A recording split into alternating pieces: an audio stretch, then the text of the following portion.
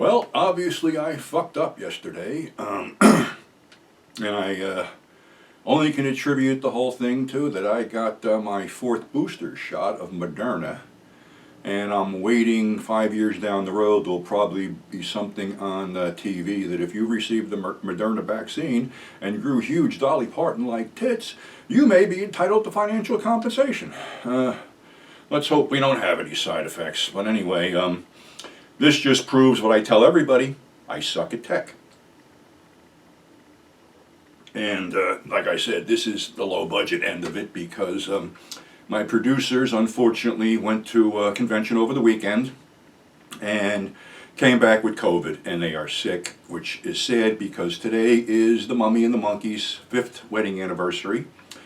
Service I performed back in April 5 years ago as a minister, because I am an ordained minister, licensed and practicing in the state of Ohio. I can perform marriages, funerals, divorces, whatever the fuck you want. But anyway, I want to wish them a very, very happy anniversary, and I'm very sorry they got sick. But unfortunately, with the convention circuit, there isn't a lot of precautions being taken right now because everybody's out for the almighty dollar, which kind of sucks. But anyway, that's what happened. A couple reviews maybe. Some people call me the space cowboy. Some people call me the butcher of love. And that's why I had to bring this thing out here. The Love Butcher from 1974. Another slash 'em up, you hate women, you'll love this film type of deal. Very nihilistic, for lack of better words. Co-directed by Don Jones, who was a good friend of Gary Kent. This is the tale of a skeevy gardener, Caleb, played by Eric Stern, who is basically abused by the women in this very rich complex that he takes care of. So when he's abused, he goes home and morphs into his younger brother, the handsome, toupeed Lester, which goes out and visits these women and dispatches them in a variety of disgusting ways with garden tools. I mean, any film that opens up with a woman impaled by a pitchfork on their front lawn is guaranteed to get my attention. The dialogue between Caleb and the mannequin-type brother, who was basically a styrofoam head with a toupee on it with its back turned to the camera. Like I said, there's a bunch of inept policemen, a nosy reporter, and probably somebody getting killed every 5 or 6 minutes in a terrible, garden tool-like way. Sort of reminiscent of the Toolbox Murders and pretty much that sleazy. Interesting note that when Make Them Die Slowly was on its 10-week run over at the Liberty Theater on 42nd Street, it had a co-feature called Demonoid. Well, for whatever reason, Demonoid was pulled out for 1 week and The Love Butcher was substituted, so I'm sure that pleased the bloodthirsty crowd over there. The DVD I just showed you is on sale until April 19th at KinoLorber.com for only $7.99. You'll never see it at this price again, so I would urge you to grab it at the Kino Lorber April sale with a bunch of other cool stuff on sale. Like I said, only $7.99. Well worth the look if you're into sleazy 42nd Street grindhouse trash. Back in 1954, Roger Corman directed and produced a film called The Day the World Ended. A story about TD Day, Total Destruction by Nuclear Weapons Day, where basically 7 survivors are in an isolated valley somewhere and are surrounded by mutants that basically want to eat them. Now, you got to segue back into the early 60s and something we call the Cuban Missile Crisis, if you're old enough to remember that, where basically Russia had built bases in Cuba and had nukes pointed at us, 90 miles away from Florida. For whatever reason, ABC TV had a series at 4 o'clock in the afternoon called The Big Show, which each day had a different showcase of movies. One day it'd be westerns, next day it'd be war films, juvenile delinquent films, comedies, and of course horror films. Well, they ran Day the World Ended on that channel right during the Cuban Missile Crisis, which being that, I was brought up under the whole shadow of nuclear death and hide under your desk in school and hope that the, millenniums of chewing gum stuck to the bottom of the desk would protect you from nuclear fallout. We all know it's bullshit, and we're still dealing with the same shit today, right about now. Film has been restored from a different source. Looks great on HD definition.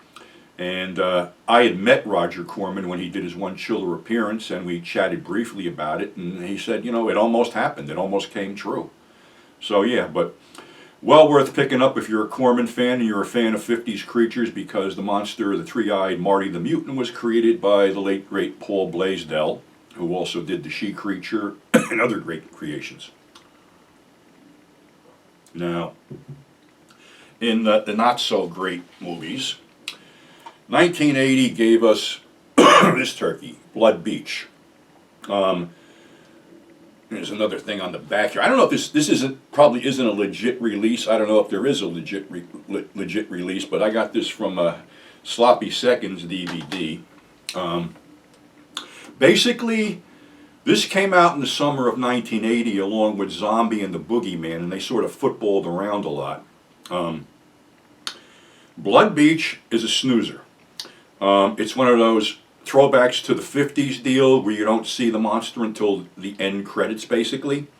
It's something living under the sand that sucks people down, and we don't really get told what it does to them, only that they, you know, at one scene they find a passel of mutilated bodies and severed heads and shit like that.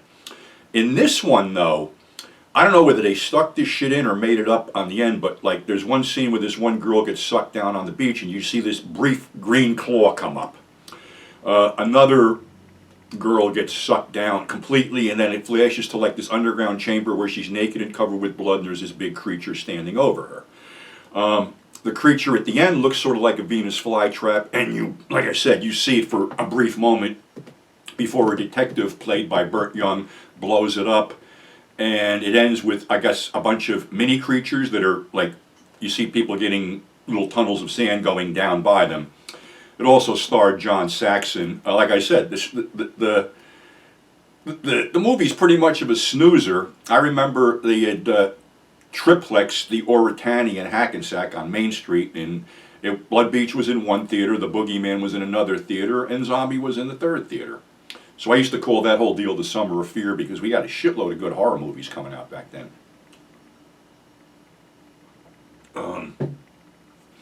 Another thing I wanted to talk about is somewhat of something that's been, you know, prevalent in the last couple of years, as I call them, the toxic fan base. A wrestler called Ricochet posted on his page that basically, if you stop me in the airport or bother me in a restaurant or stop me coming out of a restroom, I am not signing an autograph for you, period. I need my space. Unfortunately, this whole autograph thing got so completely out of hand that even myself was approached with DVDs at certain shows that, you know, I had sold them, and people asked me what I wanted to sign the DVD. I don't charge for a signature, I'm sorry. I don't do that shit. The whole autograph price is completely out of hand. I mean, when we first started this stuff back in 1990, you know, guys like Herschel Gordon Lewis, David Friedman, Ted Michaels, Zachary, Jonathan Harris, and others were so thrilled to be rediscovered, they never even thought to charge for an autograph. That all came down the road later when a group of these celebrities got together in a bar at the hotel and decided to set a fixed price of $20 for a signature. Then it was who's going to get 25, who's going to get 30. Now we're up to like what, for Robert Englund, 100?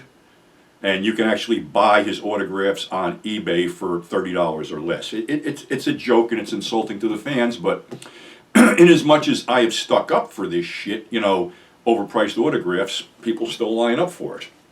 But there's where the toxic fan base comes in. Because a lot of these guests used to hang out with the fans after hours in the bar and stuff like that, and then you'd have these guys walk up to them with an armload of stuff that they wanted to get signed for nothing. I remember hanging out with Bill Forsythe once after hours, and people walk up to him in the lobby, and he goes, "No, we had time for this later." Even with the wrestling, when I was with WSU, we did a show in Boonton, and we had given time, you know, intermission for, you know, fans to get their stuff signed, you know, by the women wrestlers and things like that. and some of the ladies stayed after the show closed and signed autographs. Well, we were all going out to eat after that. We went to this restaurant that someone had graciously decided to take us all out to dinner, and a section was put aside for us, and we were sitting there, and all of a sudden you see these group of creepy little bastards come in with armloads of stuff they want signed, and I was sitting with Angel Orsini, who is one of the nicest women I've ever worked with, one of the toughest women wrestlers on the planet. And she turned around, she said, you know something, enough's enough. We made time for you at intermission. We made time for you after the shows. Please let us eat our dinner in peace. And they slunk away like scolded children. But again, this is, part of the problem, going on with this stuff. Autograph prices are out of control. And there was only a couple guys I know that really, kept it real. One was the late, great Gary Clark, who if you were a service member, fireman, policeman, whatever, he'd take care of you. He wouldn't charge for anything. Sid Haig kept his prices very low, $20 he kept them at. And he never charged the fan to get a picture taken with him. I don't know, it made a change toward, the end of his convention appearances because he had a manager. But when I knew Sid was given a percentage of his convention earnings away to Habitat for Humanity and other charities. I remember being at Chiller when the tsunami hit Japan, and he was pretty much donating most of his convention earnings to help the people from the tsunami. Another guy who does the right thing, I feel, is Joe Ripple from Scares That Cares, who helps injured and sick children with his convention charity. And he, Sid basically gave his name to Joe to use for his charity, being that unfortunately Sid's no longer with us. But I donated a bunch of stuff, to Joe to, auction off or give away over the years to help these things. Which brings me to something else that somebody brought up that watches, this channel. That an old friend of mine got a hold of me and says, you talk about all the crazy shit you do, but you never talk about some of the good shit you do. Then he brought up this whole Barney thing. So, all right, you're going to see a different side of me on this thing. It goes against my tough guy or crazy grain, but, sometimes you got to do certain shit in life. I've been doing flea markets and hustling for years, and I, haven't made a video about how crazy that was, but I used to do 2 flea markets, one in the Rockaway Marketplace, which was indoors. And in the summer, I'd have a friend of mine work my booth, but I'd go out to the Fireman's Field in Jefferson Township on Route 15 and do the outdoor market, because that's where the action was. Well, I had neighbors, these 2 girls that were selling, I guess it was cosmetics and jewelry, Lauren and Dana. And we got friendly, and they'd watch my spot if I felt like walking around or had go to the men's room or whatever, and I do the same for them. Well, they were talking about this friend of theirs whose child, a little boy, had terminal brain cancer. And his wish was that he wanted to meet his hero, Barney the Purple Dinosaur. Well, Barney was that, big 80s, phenomenon, the dancing purple dinosaur. I guess it was on Nickelodeon or something. But anyway, I said, well, what's the problem? And they said, we can't find anybody to be Barney. So without thinking, I said I'd do it. So a date was set. My girlfriend at the time found where we could rent a real Barney costume, and she rented the baby boop costume because she wanted to be included. And again, my hat's off to anybody who does this for a living, because being in that costume for almost an hour, the sweat just pours out of you. So I went to my store because I had the Barney tapes. I brought a handful of them home. I learned the routines. Got the address where we were supposed to go. We show up, get dressed, outside, go in, and here's this poor kid on a morphine drip. They wake him up, and you think you're tough. You're only as tough as you think you are until you deal with stuff like this, because this just broke my fucking heart. So basically, I sucked it up and went through the whole routines. I think it, took about 45 minutes to an hour. And then we waved goodbye to him because he started passing out from, the painkillers and stuff like that. And to be honest with you, I went outside, took off that fucking hood, and cried my eyes out. It just killed me to see a young child in this kind of shape. And do I regret doing it? No. I'm glad I did it because I think it was a day or so later he passed away. It was heartbreaking, but sometimes in life you gotta like put out a little bit for other people that don't have it as good as you. And seems like I look back and other people remind me of certain shit that I've done some stuff. I'm not a greedy fucking materialistic person. And the thing is, back then when I was wheeling and dealing, when I was flush, I'd spend money like a fucking sailor. So one day I was going into this bank that I deal with when I was living in Lake Apatcon, and it was around the holidays, and they had this big box laid out, I guess, about the size of a refrigerator box, only set sideways. And it was something about a Vietnam Veterans Association doing a toy drive for orphans and, sick children. So I said, what's the deal with that? And they told me, and I says, well, there's nothing in the box. So they said, yeah, it's been slow. So I went out to my van and basically unloaded a shitload of toys into that box. Thing is, I was doing auctions back then too, with new stuff, not junk auctions, and every once in a while there'd be a load of toys involved in the whole thing. And I didn't really want to sell toys for the simple reason that I was selling, X-rated videotapes, and you don't need a crowd of kids by your table when you got boxes of this shit on the side. So I always kept them on the side or wholesale them off. But in this case, hey, fuck it, I donated them. And I kept doing that for a good number of years, because one of my sources, I went down and I said, you got any closeout toys? And he goes, why? I said, I'm going to make a donation, and, I got a couple $100. And he goes, well, spend your couple $100 and I'll match it. So I always had a load of stuff. Again, I never told anybody this. I just went in, dumped it, and left. So one night I'm sitting in my flea market booth when this very official looking man walks in with a suit and tie and asks for me by my real name. All my buddies in there took a look at me figuring, well, we know you deal with Norman. We know people watching him. Is this an FBI guy come to arrest you? No, it was actually a guy coming in to give me this certificate. Put this up there. Basically, for what I did for the helping the Vietnam vets with their toy drive. If you can't read it, it says, Robert E. Wheelock Memorial Chapter 327, Vietnam Veterans of America.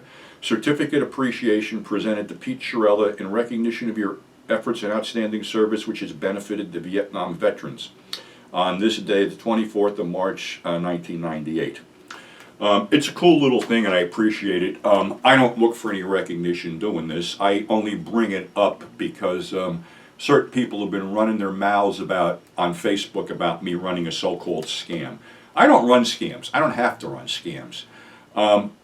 I feel that in certain instances you have to give back to the community a little bit.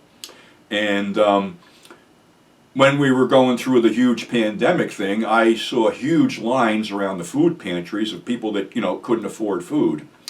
So, and this is all documented, it's on Facebook and shit, and I think I put something on YouTube about it with the Ukrainian situation. I basically sold off most of my convention merchandise because I wasn't going back to do conventions, and some priceless collectibles that I had laying around here, and turned it into cash. And long story short, I had about $3,000 to spend, and I spent it on fresh meat and stuff for the food pantries. Something like, I had a membership at BJ, so I could buy chicken parts for 99 cents a pound. So basically it was 3,000 pounds of chicken parts and other things that I delivered to the local food pantry here in Berea and another one in their other town over the side. I mean, I could pull up my shirt now and show you the scar tissue from the 4 hernias I gave myself doing this, but that's neither here nor there. I probably would have fucking hurt myself anyway. But that's sort of what I do and what I feel that, I should be doing. And, we should try to help our communities. I mean, things are pretty fucked up. Some people have been also saying that I'm a bitter old man and I live in the past. I'm not bitter. I just don't like what's going on today. Sure, I live in the past. 60s, 70s, early 80s. Didn't have a mass shooting every day. Didn't have people being butchered in Ukraine like Hitler was butchering people during World War II, and the world standing around basically not getting involved for whatever fucking reason. you didn't have people grabbing kids out of movie theaters, because back then, I just talked to my mother the other day, and she goes, yeah, when you were like 12 years old, we could stick you down there, for 4 or 5 hours, in a grindhouse watching a kiddie matinee. Nobody bothered you, and nobody did bother you. So, yeah, things were better back then, and I revel in that thing. And also, movies were better back then, music was better back then, a lot of shit was better back then. But, people will argue that point, but something, fuck it, I don't care, because I don't embrace technology. We all saw what happened yesterday. I fucked up. Maybe this video will make it onto YouTube today. But anyway, we're hitting Easter weekend. Whatever your, religious beliefs are, they're your beliefs. And wishing everybody a happy Easter, happy Passover, and a safe one. And, please mask up, because, this shit ain't over, and it ain't going to be over until people get their fucking shit together and stop, coughing and spreading germs on each other. It's sad that my friends got sick. It's sad that a bunch of people are getting sick. But, for God's sakes, take precautions. And I thank you for tuning in. Thank you for subscribing. We'll have more down the road. There's a bunch of videos in the can, but like I said, I can't expect people that are dealing with COVID to post this stuff up. So you get the B-roll right here. So until next time, stay safe, be safe, and happy holidays, whatever you celebrate, and we'll catch you on the flip side.